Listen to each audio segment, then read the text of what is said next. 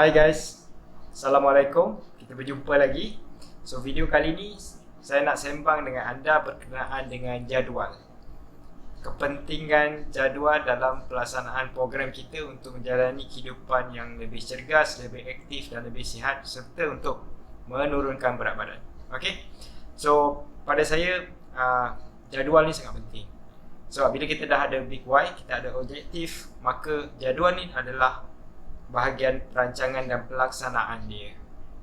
So jadual ni haruslah sesuatu yang mengikut keperluan diri kita, mengikut kemampuan kita, mengikut masa yang kita ada. Okey, untuk senaman ni ataupun saya panggil aktiviti fizikal lah kan, kita memerlukan dalam seminggu untuk moderate ataupun sederhana punya exercise dalam 150 minit minimum. Maknanya 150 minit tu dah cukup untuk seminggu.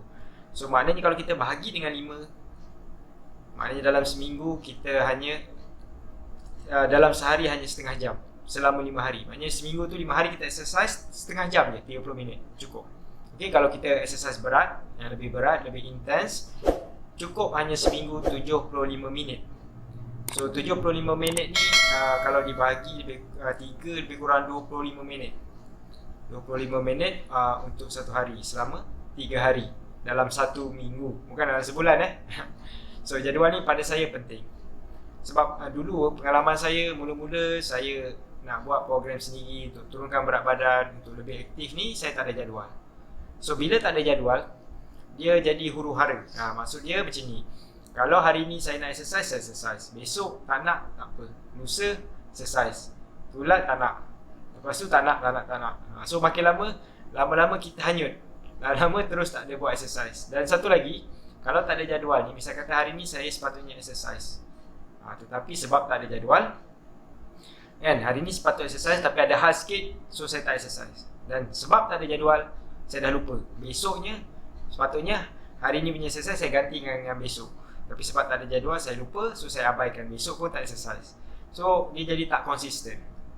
So kita punya aktiviti tak konsisten, kita tak boleh nak disiplinkan diri kita, nak biasakan diri kita. So macam mana nak ubah benda tu jadi sebahagian daripada kita punya lifestyle atau kehidupan kita kan.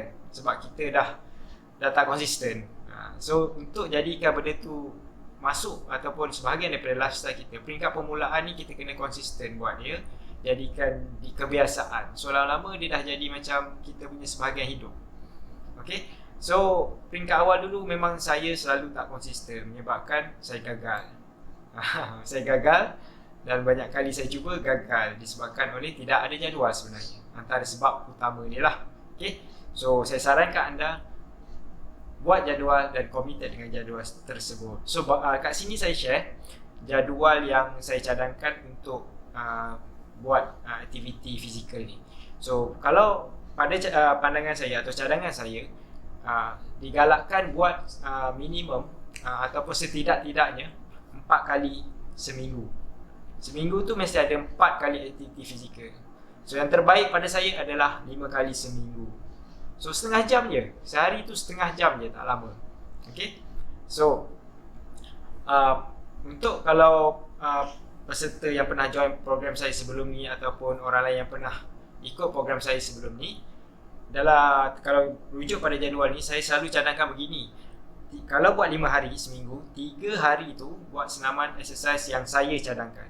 Sebab exercise saya cadangkan ni biasanya berdasarkan kepada exercise yang melibatkan resistance training, body weight, benda-benda yang menguatkan otot, yang kata orang tu ada angkat-angkat berat sikit, sama ada berat objek ataupun berat badan sendiri, dan campur dengan sedikit cardio dengan intensiti yang sedikit tinggi.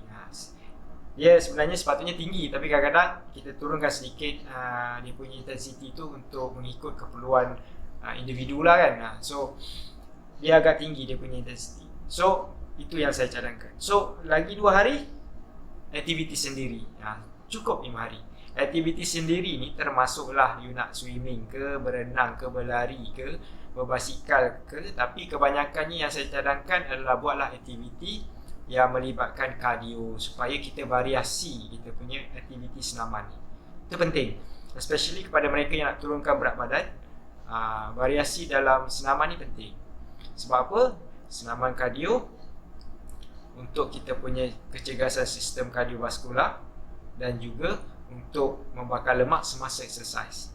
Manakala yang melibatkan berat ni, yang melibatkan resisten atau senaman yang melibatkan rintangan, kat berat ke, body weight ke, kan, itu lebih kepada untuk membina otot, membina strength, muscle strength, macam itulah perkara-perkara begitu. So aktiviti macam ni pula, senaman jenis macam ni pula, ia membakar lemak sewaktu kita berehat selepas senaman tu. Dia kalau menurut kajian sehingga ke 36 jam dia boleh membakar lemak anda berterusan.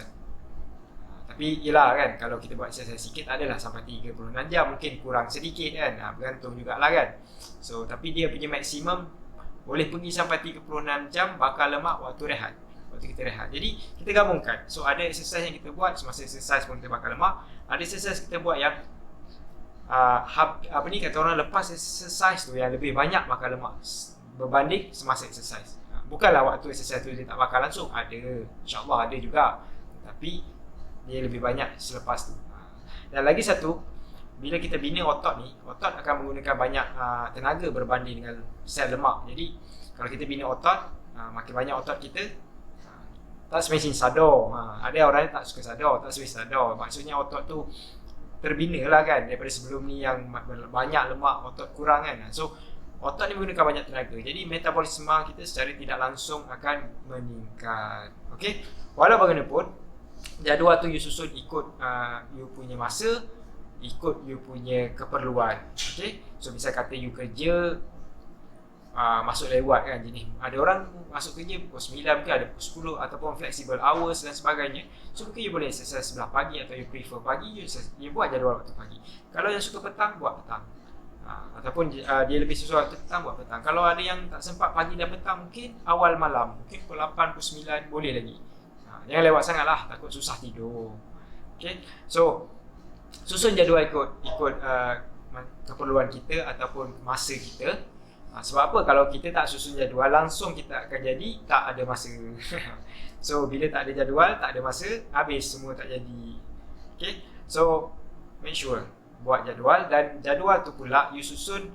Kalau hari ni saya cadangkan, janganlah buat 5 hari tu straight. So selang-selangkan sikit dengan rehat, waktu rehat. So misal kata hari Isnin Selasa you buat exercise, hari Rabu mungkin rehat, Khamis Jumaat you buat, hari Sabtu you rehat, hari Ahad mungkin you nak buat aktiviti luar bersama kawan-kawan, macam cycling ke, jogging ke, ramai-ramai ke, boleh juga tambah dalam kita punya, dalam anda punya jadual. Bukan kita punya, kan aku kena ikut je pula ikan buat aktiviti dengan korang. So maksud saya, aktiviti sendiri tu kita masukkan juga jadual, sebab dia pun dikira senaman lah tu kan, sebahagian daripada senaman lah. So make sure aktiviti sendiri tu pun minimum setengah jam. Kalau lebih, terpulang pada anda, itu lagi baik. Tapi jangan sampai berlebih-lebihan sampai anda tidak larat langsung, flat terus kan, nanti burn out pula. Okay, so ingat, ini jadual yang saya tunjukkan tadi tu adalah cadangan lah kan. You boleh buat, sama ada you nak buat bentuk sebulan macam tu ke, ataupun buat bentuk seminggu saja. Lepas tu you ulang balik lah kan, minggu berikutnya ulang balik. Jangan buat seminggu, seminggu tu je buat, lepas tu tak buat apa-apa. Janganlah. Atau yang buat sebulan tu je buat, lepas tu tak buat lah. Bukan, maksud saya you ulang balik. So kalau buat jenis seminggu, satu baris je seminggu, tapi minggu depan ulang balik hari Isnin yang you tulis tu. Macam tu lah, sebagai contoh kalau nak mudah. Sebab jadual kena buat, dan you kena tulis dan buat sendiri. Kalau tak ada buat jadual, satu lagi sebab kita akan jadi kurang disiplin, sebab kita tak berjanji pada diri kita. Kalau kita buat jadual, kita tulis, kita buat, kita susun, seolah-olah macam kita beritahu diri kita yang kita berjanji kita akan buat perkara-perkara ini. Jadi kita akan jadi lebih bertanggungjawab. Saya dulu, saya rasa macam tu. Bila saya tak buat jadual, saya tak ada rasa tanggungjawab pada diri saya untuk melakukan aktiviti-aktiviti fizikal yang sepatutnya saya buat. Tetapi bila saya start tulis, saya susun jadual, saya rasa lebih bertanggungjawab. So ada hari yang saya tak buat kan, disebabkan perkara-perkara tertentu menyebabkan saya tak dapat buat senaman pada hari itu, so saya gantikan dengan hari lain. Begitulah seterusnya. So kalau tak ada jadual tu, memang kalau tinggal hari tu memang tak ada ganti-ganti lah, memang terus tinggal je. Jadi kita akan lebih berdisiplin. So disiplin ni penting, disiplin dan komitmen ni penting. Kalau nak membentuk kehidupan fizik ni secara aktif ni menjadi sebahagian daripada hidup anda, so make sure anda disiplin, anda patuh pada jadual yang anda buat. Bukanlah patuh kata orang tu membabi buta. Macam ada hal pun, ada hal emergency pun tak boleh, ada kena exercise juga sebab kena patuh. Bukan, maksud saya you gantikanlah dengan hari lain. So bila benda ni dah jadi kebiasaan, jadi rutin you, so you dah tak sedar lah, seolah-olah benda ni dah jadi sebahagian daripada lifestyle you. So tak jadi beban, tak jadi masalah. Okay, so ini sharing saya. Bukan nak mengajar anda, cuma sharing saya berdasarkan pengalaman saya sebelum-sebelum ni. Jadi jangan lupa buat jadual. Okay, so jumpa lagi. Assalamualaikum. Sweat and smile. Bye.